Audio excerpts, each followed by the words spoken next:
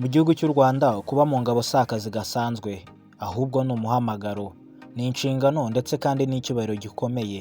Mu kiganiro cy'uno munsi tugiye kuganira ku nzira ikomeye abahisemo kwitangira igihugu banyuramo, kuva ku rugendo rwo kwinjira mu gisirikare kugera ku mpera z'amasomo yabo ku ikosi. Iyi ni inkuru ivuga ku nzira igana mu ngabo z'u Rwanda ndetse n'ubuzima bw'ikosi rya RDF. Nkubwira ngo wowe ushaka kwinjira mu gisirikare cy'u Rwanda, menya ibisabwa kugira ngo ucyinjiremo, ibyo unyuramo ndetse kandi umenye n'icyiciro wajyamo bitewe n'urwego uriho, yaba mu masomo ndetse no mu myaka. Nkubwira ngo nimba uri mushya hano, kanda subscribe, ukande na like. Ndabakunda cyane, muhawe ikaze.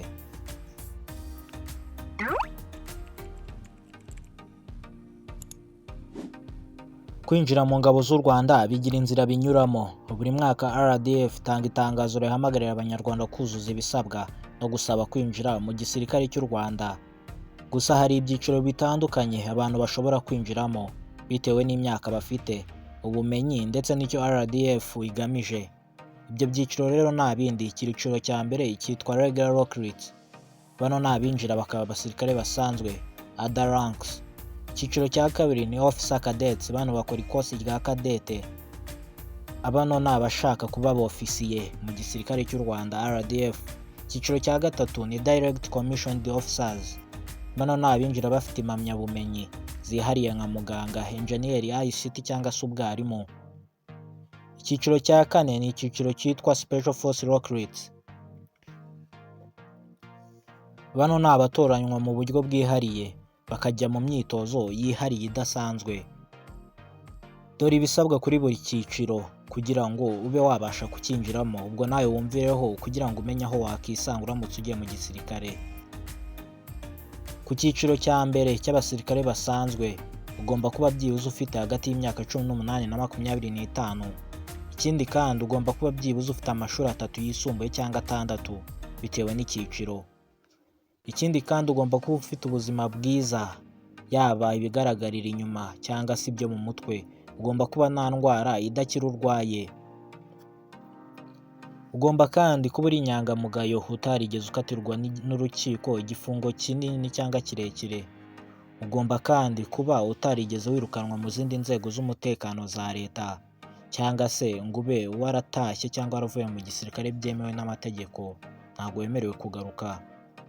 Ku cyiciro cya kabiri cy'abashaka kuba Officers Cadet, bano bakora ikosi rya kadete, ugomba kuba ufite degree yemewe na HEC A0. Kuba uri hagati y'imyaka 21 byibuze na 27.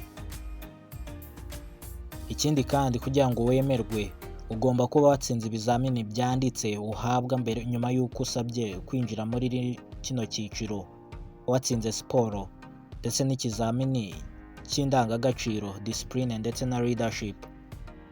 Icyitonderwa hano, ibyangombwa birimo kopi y'indangamuntu, impamyabumenyi ndetse na dosiye y'amavuko n'ibisubizo bya muganga wemewe na leta bigaragaza yuko uri muzima, bigomba gutangwa. Twinjire rero mu rugendo rw'ikosi nyuma y'uko umaze gutoranywa mu kugira ngo ube umusirikare wa RDF. Y'abatoranyijwe bamaze kwemezwa, berekeza mu kigo cy'imyitozo cya gisirikare. Ni ibigo bigiye bitandukanye. Hari ibigo byinshi byakira abatozwa bashya, birimo Nasho, Gabiro, Gako ndetse n'ibindi bikoreshwa bitewe n'icyiciro ugezeho. Dore aho ikosi rikorerwa: Nasho Basic Military Training Center iherereye i Gatsibo. Hano hajya abinjira nk'abasirikare basanzwe. Ikindi kigo ni Gako Military Academy giherereye Bugesera. Hano hitorezwa abakadete cyangwa se abofisiye, Officer Cadets. Ndetse kandi hari ikindi kigo cya Gabiro Combat Training Center. Hano habera imyitozo y'intambara ndetse n'amayeri adasanzwe nko kwihisha n'ibindi. RDF Military Hospital, kino ni ikigo cya Kanombe. Abinjira bafite ubumenyi bw'ubuvuzi niho bajya gukorera ikosi ryabo.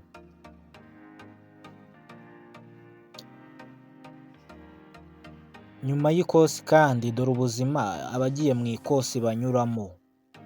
Mu gihe cy'amezi menshi abatozwa binjira mu buzima bushya bw'imyitozo ya buri munsi, kwihangana no kumenya icyo bivuze kuba intwari.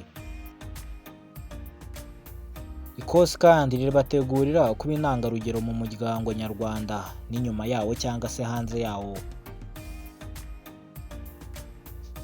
Dore ibibera mu ikosi cyangwa se ibyo bakorera mu ikosi. Hari imyitozo ngororamubiri physical fitness, kwirukanka urugendo rurerure ndetse kwiruka no mu misozi, gukambakamba cyangwa se kugenda makeri, koga mu mazi mu bivu n'ahandi, ndetse no kwirukankana ibintu biremereye cyangwa se kubyikorera. Ikindi kandi ugomba kwiga gukoresha intwaro weapon training, gukoresha imbunda, gutera grenade ndetse no kurasa neza. Icya gatatu kandi, ubuzima bwo mu nkambi nabwo barabwigisha, icyo twita field craft and combat skills. Bigishwamo gukambika, gutegura intambara ndetse no kwihisha, ndetse kandi bigishwa kurwana mu mashyamba. Ikindi cya kane bigira mu ikosi, bigayo indangagaciro n'ubumwe, military ethics and patriotism. Bigiramo amasomo y'umuco, kwihangana ndetse kandi bigiramo ubumwe no gukunda igihugu. Icya gatanu babigisha ni discipline and obedience, discipline ndetse no kubaha. Iyo wageze mu ikosi ugomba gutaha kare, igihe kandi wagiye wahawe uruhushya. Ikindi kandi ugomba kubaha abayobozi bawe, ugakurikiza amabwiriza yose. Dore kandi igihe ikosi rimara. Ikosi rimara igihe gitandukanye bitewe n'ubwoko bwaryo. RDF itegura ikosi rigamije gutoza no kugorora umubiri n'ubwenge kugira ngo umuntu abe umusirikare w'umwuga koko. Ikosi rero rya regular recruits cyangwa se abasirikare basanzwe rishobora kumara hagati y'amezi 6 cyangwa 9. Ikosi ry'aba officer cadets rimara hagati y'amezi 18 n'amezi 28.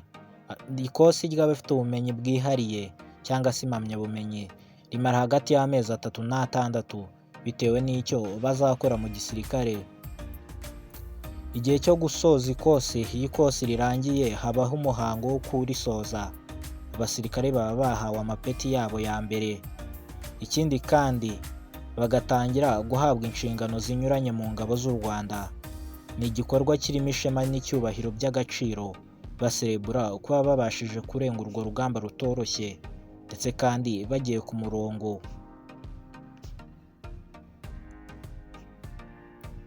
Abasirikare bashya bashyirwa mu mashami atandukanye y'ingabo z'u Rwanda. Hari aba infantry, hakaza kandi aba engineer, hakaza medical, intelligence ndetse na logistic cyangwa se peacekeeping. Ano ni amashami agiye atandukanye ya gisirikare abamaze kuva ku ikosi bahita bajyanwamo, ndetse bamwe banajyanwa mu butumwa bwa Loni ndetse na UN bitewe n'ubushobozi bakuye mu ikosi. Icyo wamenya cyo RDF ni urusobe rw'intwari zubakira ku ndangagaciro z'igihugu. Kwinjira mu gisirikare si uguhitamo gusa, ahubwo ni uguhindura ubuzima bwawe, ugahindura umurinzi w'umuco cyangwa se ugahindura umuco, ukitwara neza, ukubaha amahoro n'iterambere. Iyi ni inzira y'ubutwari ku bantu bagiye mu gisirikare. Nkubwira ngo uno ni umusozo w'ikiganiro nabateguriye, njye wakikugezagaho nitwa Ronje. Nimba ari ubwa mbere ugeze hano, kanda subscribe, ikindi kandi ukande like. Amahoro y'Imana abane namwe.